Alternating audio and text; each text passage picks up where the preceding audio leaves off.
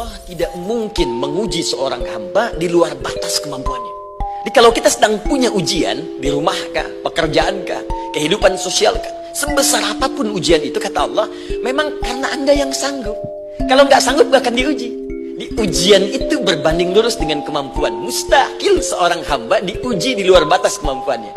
Jadi kalau Anda sekarang pun sedang punya masalah sebesar apapun, kata Allah, memang cuma kamu yang sanggup, yang lain tidak.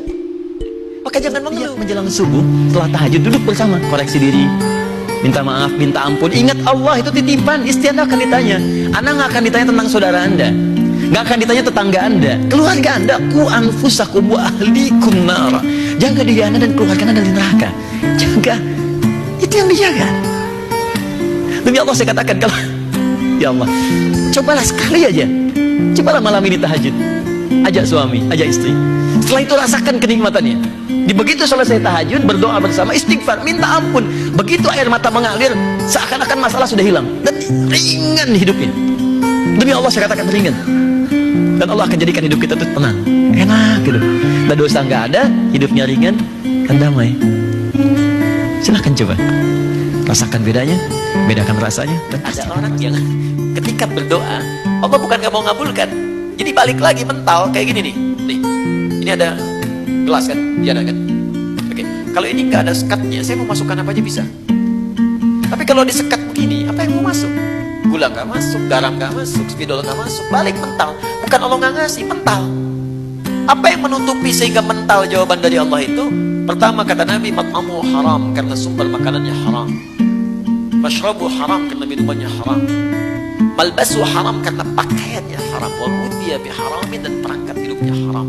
Anna yustajabu lidzalik, bagaimana kembalinya kan orang yang sholat ketika mengucapkan kalimat itu di era kekinian, itu semua bacaannya tidak bersumber dalam jiwanya, cuman di lisan aja gitu. Coba tanyakan pada diri Anda ketika sholat, masuk nggak bacaan itu ke hati Anda? Dibaca nggak dengan sepenuh jiwa? Jangan-jangan cuma takbir Allahu Akbar, tapi nggak nyampe ke jiwa. Beda kalau nyampe ke jiwa, Bu. Pak Abu Bakar tuh sampai gemetaran mengucapkan itu. Allahu Akbar, lisan berkata Allah Maha Besar, fikiran menerjemahkan Allah yang paling agung, hati mengatakan, ya Allah, aku mengucapkan Kau yang paling besar. Aku takut setiap hari mengucapkan Kau yang paling besar, tapi aku selalu merasa paling besar dibandingkan orang lain.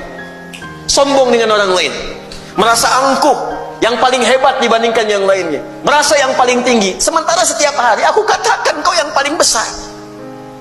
Lisan berkata Allah yang Maha Besar, tapi selesai sholat merasa yang paling bagus sholatnya, yang paling hebat dalam keilmuannya, yang paling tinggi status sosialnya. Katanya Allahu Akbar, tapi setiap hari merasa Akbar. Itu kalau benar-benar sholatnya demikian dalam jiwa, itu baru takbir sudah menangis, Pak. Ingat, dokter mengatakan sudah nggak ada obat. Orang mengatakan secara klinis mustahil sembuh, nggak ada obatnya. Maka apa yang dikerjakan oleh Nabi Ayyub alaihissalam? Ingat, ini pesan dari Al-Quran. Ada isyarat begini, ketika manusia mengatakan, makhluk mengatakan ini mustahil, itu tanda pertama dari Allah supaya langsung kita diminta untuk memohon kepada Allah subhanahu wa ta'ala.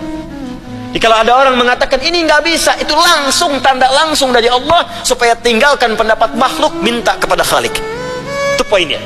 Makanya seringkali ujian penyakit itu diantaranya mendorong kita untuk mendekat kepada Allah. Nah, ini yang dikerjakan Nabi Ayyub alaihissalam. Begitu penyakitnya sudah mulai mengganggu beliau ibadah, maka perhatikan zikirnya, amalkan ini, bacakan dengan penuh ketulusan.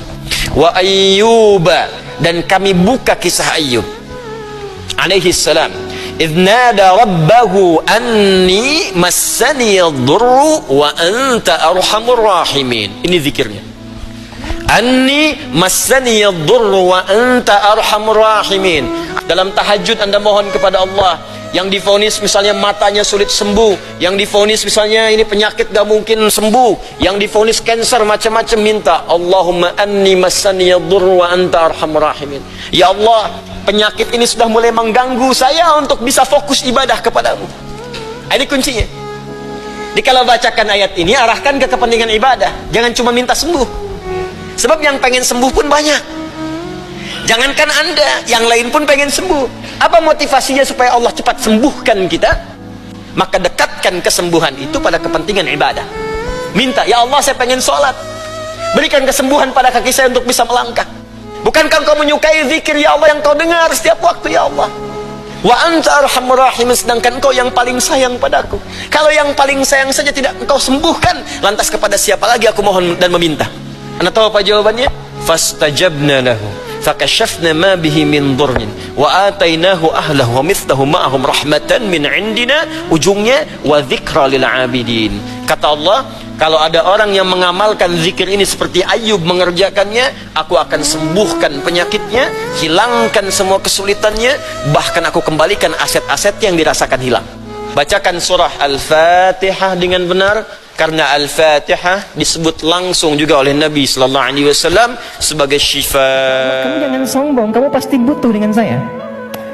Awas, hati-hati. Setiap manusia pasti akan diberikan oleh Allah situasi untuk menyebut Allah, untuk menunjukkan dia makhluk bukan Tuhan. Makanya kata Allah, orang sombong yang tidak mau berdoa minta padaku, aku paksa dulu. Kalau sampai dipaksa pun gak mau berdoa, aku tenggelamkan di neraka. Teman kita baru mengenal jilbab, jangan dicela. Anda mungkin sudah duluan, tapi iman dia luar biasa sampai berjuang mengatasi lingkungannya. Itu nggak mudah. Jangan dikira mudah loh bagi orang yang berhijrah kemudian untuk merubah kebiasaan, tidak mudah. Justru di situ levelnya sudah meningkat. Maka dorong, ajak lagi, gabungkan komunitas. Teman-teman juga demikian. Jangan dikira orang mau datang ke pengajian itu mudah. Mungkin dia baru pemula, tapi boleh jadi derajatnya di sisi Allah lebih tinggi dibandingkan orang yang telah terbiasa.